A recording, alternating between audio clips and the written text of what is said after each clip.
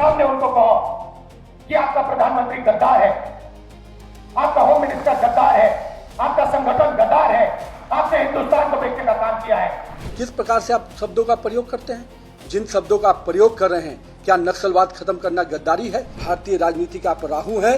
प्रधानमंत्री नरेंद्र मोदी और केंद्रीय गृह मंत्री अमित शाह को लेकर लोकसभा में नेता प्रतिपक्ष राहुल गांधी के दिए एक विवादित बयान पर बवाल मच गया है। बीजेपी राहुल गांधी पर निशाना साध रही है। दरअसल राहुल गांधी ने बुधवार को अपने संसदीय क्षेत्र रायबरेली के धुलवारी गांव में वीरा पासी की मूर्ति का अनावरण किया। इस दौरान एक जनसभा को संबोधित करते हुए राहुल ने एक विवादित बयान दे दिया। नरेंद्र मोदी ने हिंदुस्तान के आर्थिक सिस्टम को बेच दिया है। फिर से बोलता हूं, नरेंद्र मोदी ने हिंदुस्तान के आर्थिक सिस्टम को बेच दिया है। उसने अडानी को, अंबानी को और अमेरिका को हिंदुस्तान का आर्थिक सिस्टम पकड़ा दिया है। अब आर्थिक तूफान आ रहा है और नरेंद्र मोदी और हिंदुस्तान की सरकार आपको नहीं बचा पाएगी। देखना, 2-3 महीने में आपको पता लग जाए कैसा जबरदस्त झटका लगने वाला है। और आप याद रखना, नरेंद्र मोदी कहेगा, आपसे कहेगा, रोएगा, जैसे कोविड के समय रोया था, जैसे नोटबंदी के समय रोया था, रोएगा और कहेगा मेरी गलती नहीं है। और मैं आपको बता रहा हूं कि गलती सिर्फ नरेंद्र मोदी, अमित शाह और आरएसएस की है, क्योंकि इन्होंने इसको खत्म किया है। देख लेना, 1 महीने के अंदर टीवी में आएगा नरेंद्र मोदी, रोएगा, हाथ जोड़ेगा, जैसे नोटबंदी में कहा था मुझे लटका देना फांसी से। नोटबंदी उसने की, आपसे पैसा उसने छीना, आपके घर से पैसा उसने छीना और फिर आके हाथ जोड़ दिए और कहा कि मुझे लटका देना फांसी पे अगर काला धन नहीं खत्म हुआ। काला धन खत्म हुआ? उसके बाद कोविड के समय वही बात की, मजदूरों को मरवा दिया, घर भेज दिया, लॉकडाउन कर दिया और अरबपतियों का लाखों करोड़ रुपए कर्जा माफ कर दिया। और फिर से करने वाला है। चुनाव से पहले कहा कि पेट्रोल की कोई कमी नहीं, गैस की कोई कमी नहीं है, पेट्रोल के दाम नहीं बढ़ेंगे। और आज जब पेट्रोल के दाम बढ़ रहे हैं तो अंबानी पेट्रोल हिंदुस्तान के बाहर भेज रहा है। अंबानी रूस से पेट्रोल खरीदता है और बाहर बेचता है। और अंबानी नरेंद्र मोदी की फंडिंग उस पेट्रोल के पैसे से करता है। यह सच्चाई है। रास्ता क्लियर है, रास्ता दिखाया गया है पहले।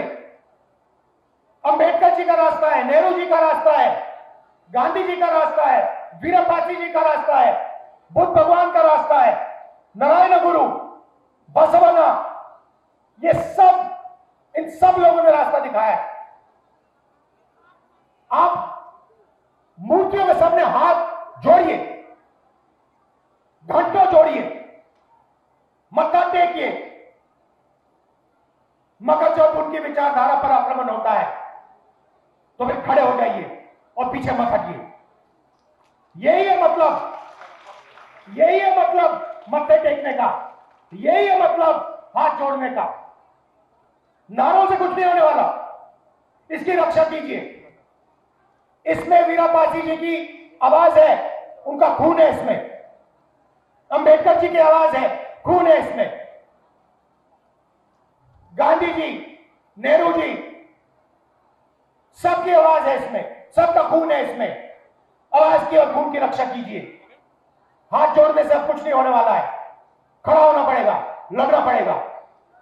दिल से आपका धन्यवाद करता हूं, आप दूर दूर से आए, गर्मी में आपने बात सुनी, मगर अब जब आप घर जाओगे जब ये आरएसएस के कार्यकर्ता आपके सामने आएंगे, नरेंद्र मोदी की बात करेंगे, अमित शाह की बात करेंगे, उनसे आप सामने उनको कहो कि आपका प्रधानमंत्री गद्दार है, आपका होम मिनिस्टर गद्दार है, आपका संगठन गद्दार है, आपने हिंदुस्तान को बेचने का काम किया है, आपने हमारे संगठन, आपने हमारे संविधान पर आक्रमण किया है, आपने अंबेडकर जी पर आक्रमण किया है, आपने वीरा पासी जी पर आक्रमण किया है, आपने गांधी जी पर आक्रमण किया है। खुल के उनसे कहिए। राहुल के इस बयान पर बीजेपी राष्ट्रीय अध्यक्ष नितिन नवीन ने तीखा पलटवार किया है।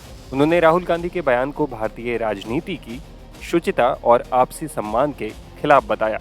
राहुल गांधी जी का आज का बयान बहुत ही दुर्भाग्यपूर्ण है और कहीं न कहीं उनकी अराजकतावादी मानसिकता को दिखाता है।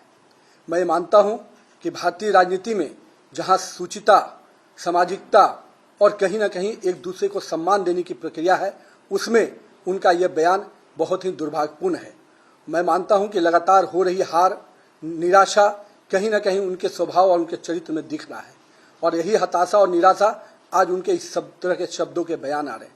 मैं पूछना चाहता हूं राहुल गांधी जी, आपके पूर्वजों ने इस देश की जमीन और जमीर को हमेशा गिरवी रखने का काम किया, कभी हमारे सैनिकों के मनोबल को बढ़ाने का काम नहीं किया, लेकिन हमारे यशस्वी प्रधानमंत्री श्री नरेंद्र मोदी के नेतृत्व में इस देश की जमीन भी सुरक्षित हुई और देश के लोगों का जमीर भी मजबूत हुआ।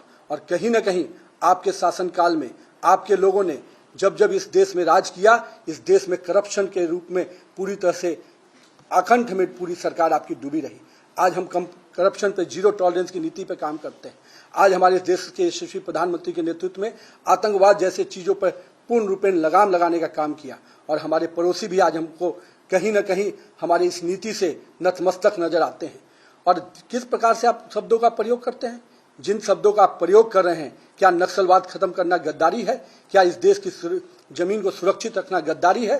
क्या इस देश के तिरंगे का सम्मान पूरे विश्व में बनाना गद्दारी है? अगर ऐसे शब्दों का आप प्रयोग करते हैं तो मुझे समझ में नहीं आता कि आपके पूर्वजों ने, आपके कांग्रेस के पुराने नेताओं ने जिस प्रकार से यहाँ के सैनिकों के सर काट दिए जाते थे, आप मौन बैठते थे, लेकिन आज भारतीय सेना को सम्मान के साथ, स्वाभिमान के साथ काम करने का जो मौका मिला है वो यशस्वी प्रधानमंत्री नरेंद्र मोदी के नेतृत्व में मिला है। और मैं मानता हूं कि भारतीय राजनीति का आप राहु हैं जो कहीं न कहीं पूरे तरह से देश की राजनीति की वातावरण को गंदा और दूषित करते हैं। राहुल गांधी जी, आपका बयान बहुत ही दुर्भाग्यपूर्ण है। आपने केवल नरेंद्र मोदी का ही अपमान नहीं, आपने देश की 140 करोड़ जनता का अपमान किया है। लेकिन शायद आप पुरानी चीजों से सबक नहीं सीखते हैं। देश की जनता ने जब जब आपने आदरणीय नरेंद्र मोदी जी का अपमान किया है, तब तब इस देश की जनता ने नरेंद्र मोदी को जीत दिया है। देश की जनता ने जीत का माला नरेंद्र मोदी को पहनाने का काम किया है। तो आने वाले समय में भी आपको इस बयानों के लिए, दुर्भाग्यपूर्ण बयानों के लिए निश्चित रूप से बड़ी कीमत चुकानी पड़ेगी।